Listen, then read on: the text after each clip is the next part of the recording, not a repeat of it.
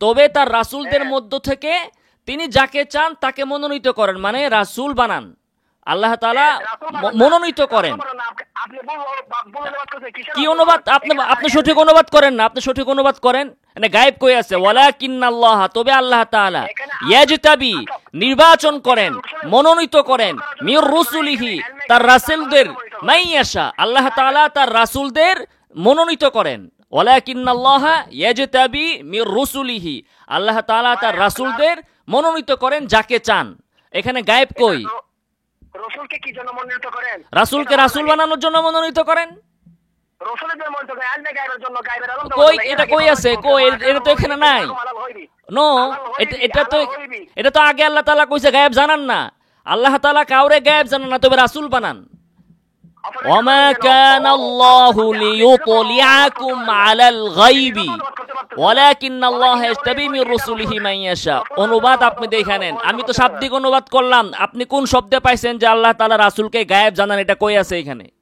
আল্লাহ তাআলা তো আগেই বলছে যে মা কানাল্লাহু, মা কানা অর্থ বুঝেন, মা কানা অর্থ বুঝেন, মা কানাল্লাহু লিইউতলিআকুম, আল্লাহ তাআলা তোমাদেরকে গায়েব জানান না, গায়েব সম্পর্কে অবহিত করেন না, তবে তিনি যাকে চান।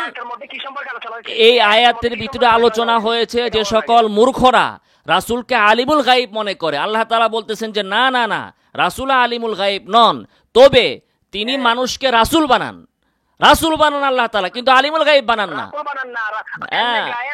কই থেকে? কোন, এটা কোন শব্দের অর্থ?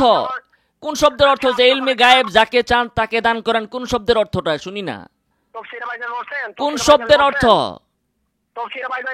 আরে আগে তরজমার থেকে, আপনার আগে তরজমার থেকে বের করলেন, এখন তফসিরে বাইজাবি পড়ছেন, তফসিরে নাসাফি পড়ছেন, তফসিরে আব্বাসি পড়ছেন, তফসিরে ফুলপুরি পড়ছেন।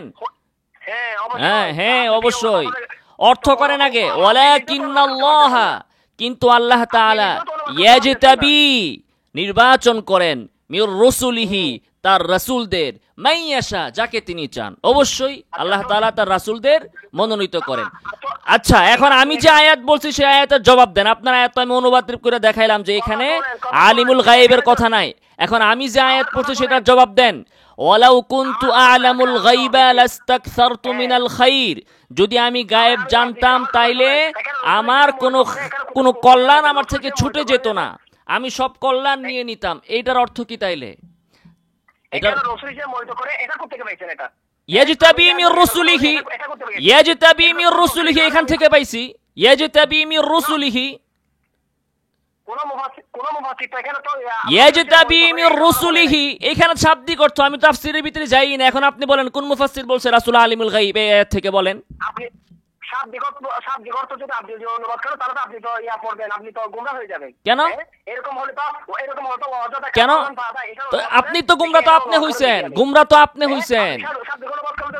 আপনি না কইলেন যে আয়াতের ভিতরে শাব্দিক অর্থের ভিতরে আছে, অর্থ দেখে নিয়েন। আপনি অর্থ দেখতে কইলেন আমারে, তখন তাফসীর দেখতে কইবেন কোন? তাহলে আমি দেখি তাফসীর। আপনি তো বললেন অর্থ দেখতে, তা আপনি আমারে গোমরা তো আপনি করলেন। আপনি তো আমাকে বলছেন যে আয়াতের অর্থ দেখে নিয়েন। আপনি আমাকে বলছেন না এই আয়াতের অর্থ দেখে নিতে, তো আমি তো অর্থই বললাম। এখন তাফসীর আপনি বলেন কোন ইমাম বলছে? ইবনে আব্বাস বলছে এই আয়াত থেকে আল্লাহ রাসূল আলিমুল গায়ব, না ইবনে মাসউদ বলছে, না আব্দুল্লাহ ইবনে উমর বলছে? কোন সাহাবী বলছে? কোন তাবিঈ বলছে? কোন মুফাসসির বলছে? ইবনে জারির তবারি বলছে যে আল্লাহ রাসূল আলিমুল গায়ব এই আয়াত থেকে? অবশ্যই অবশ্যই। কে বলছে? কে বলছে?